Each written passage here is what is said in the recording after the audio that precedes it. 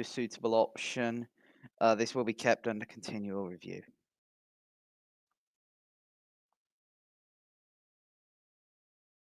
My lords, has the government spoken to our NATO allies, to our Commonwealth allies, and informed them of their decision, and indeed asked for their support in the future conflict? My lords, we have been in close contact with some of our allies. I will not detail which allies at this time, due to sensitive military planning that would possibly be compromised by the disclosure of which of our allies are currently involved in the planning. But I can confirm that there is a significant number of allied troops being made available to us for this.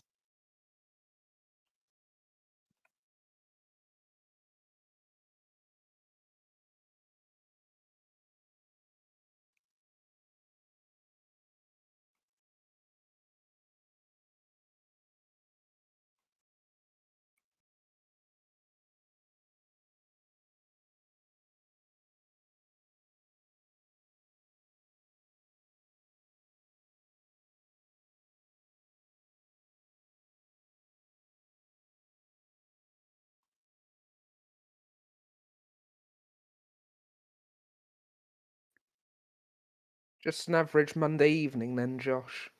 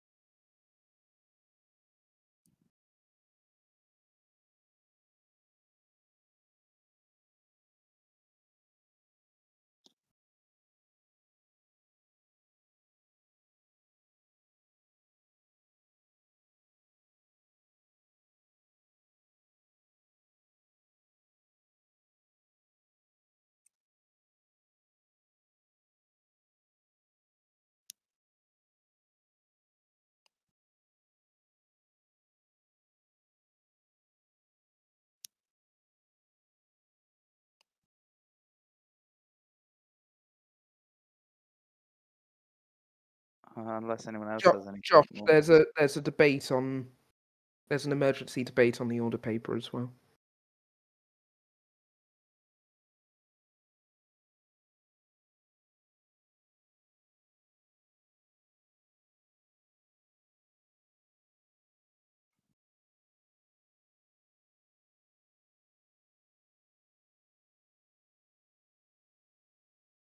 The government, it was an emergency, so they didn't have time to go through the proper channels.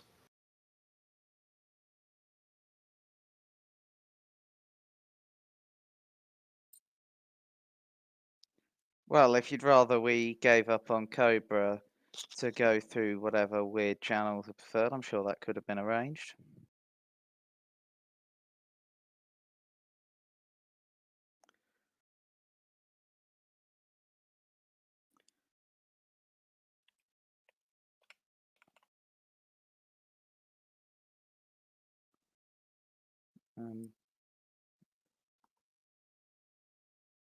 Danger, do you want to start us off, or? No, you were called to speak. No, it's okay. Is the Yeah. is My the debate lord, still going, or? this is the debate's just starting. Alright, okay. We're now gonna. I don't quite know how we phrase this. We're now gonna consider the matter of war. So I beg that we consider the matter of war. Obviously, as I've already stated, war appears inevitable at this point. I am personally confident in the abilities of the British Armed Forces, and yeah, let's all consider this. My lords, it is clear that there are many weeks ahead that are going to be filled with a lot of Lego bloodshed. It is clear that many of our people are going to go through a time of immense uncertainty and fear. However, in this fear, there is also hope. There is hope that our country can triumph against aggression, that it can set an example, a shining beacon for the rest of the world as to the values that its people hold dear: sovereignty, the rule of law, democracy. These are values that have shaped Britain throughout the centuries, and they are values that have led to the successful defence of this island nation for centuries, and we will do so again. We will triumph. We will survive as a nation. Britain will continue. It shall live long on this earth. And at the end of the day, we must all take immense pride in those words: Rule Britannia! Yeah.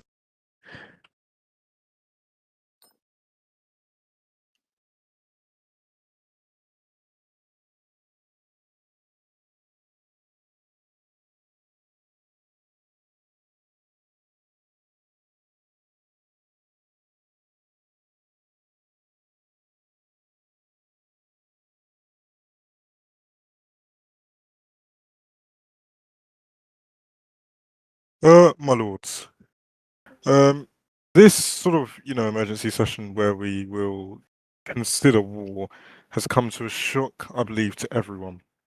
Especially because we, the British, cannot sit here and sort of, confirm that we are safe. I don't think the government can either. Now, they talk a lot about how the Russians sort of infiltrated the defense systems and sort of attempted to cripple it. I have one question. The defense systems we haven't been recruiting, so how have they managed to get into a position where they are able to cripple? And have they had help from senior members of our British Armed Forces already?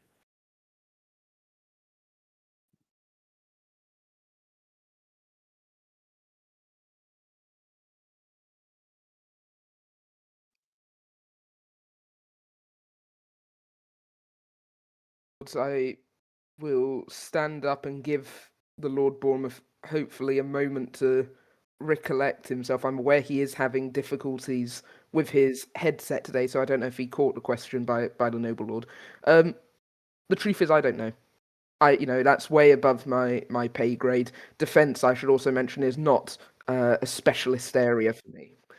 However, at the end of the day, we need to make sure that our armed forces are secure, that they are able to operate, that the information on which they operate and on which they are handed is safe in their hands and not being inadvertently handed over to the enemy.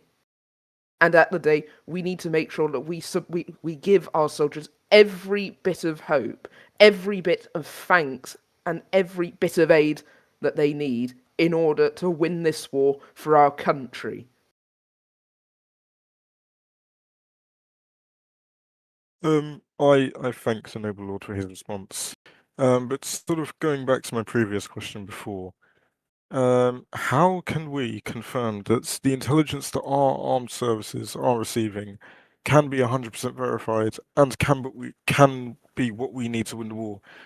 As what's been said before, the Russians have entered our defense systems, our British Armed Forces, God knows what else they've entered. How can we confirm that our intelligence we're receiving and even our service heads, be that the Chief of Defence Staff or the Chief of Naval Staff, are on our side and are going to be sort of helping us win the war? Because as I said before, we haven't had any recruitment been done for the British Armed Forces, so how have they made it in? If anything, we could be looking at sort of accomplices within our senior rankings in our defence that have sort of helped them get in.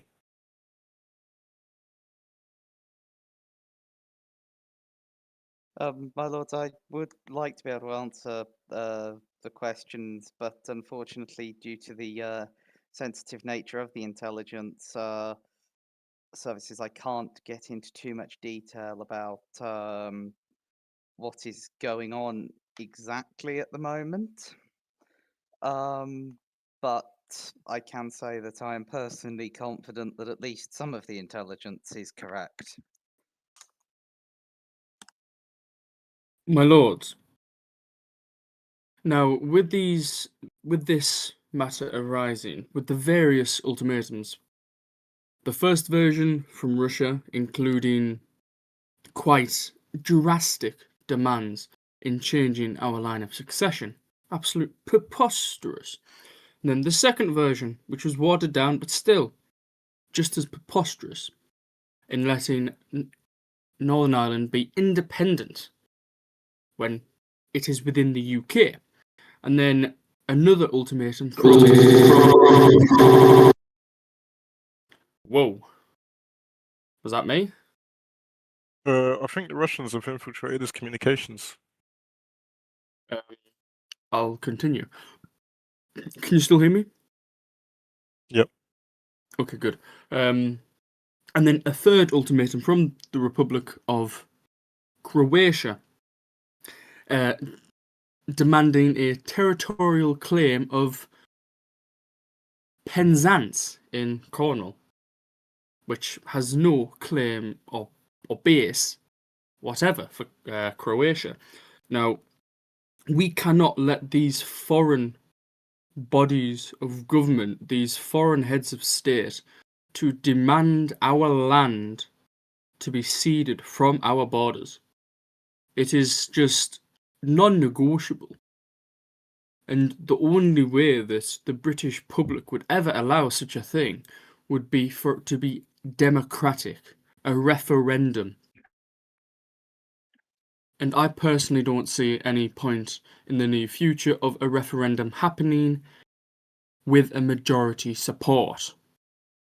Now, there is other ways that we would be forcefully have to concede, such as losing the war. However, I do pray to God and our amazing armed forces of however many soldiers and generals that we will win the war if there is to come for a war against the Russians and their private military companies and against the Northern Irish terrorists.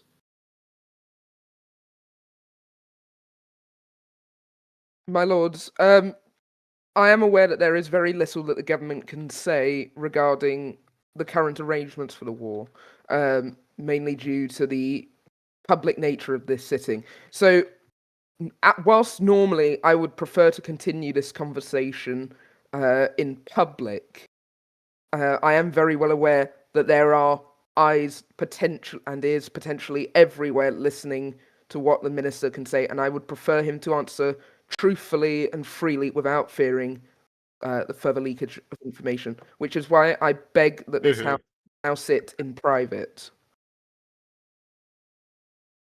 Here, Yeah. here. Yeah.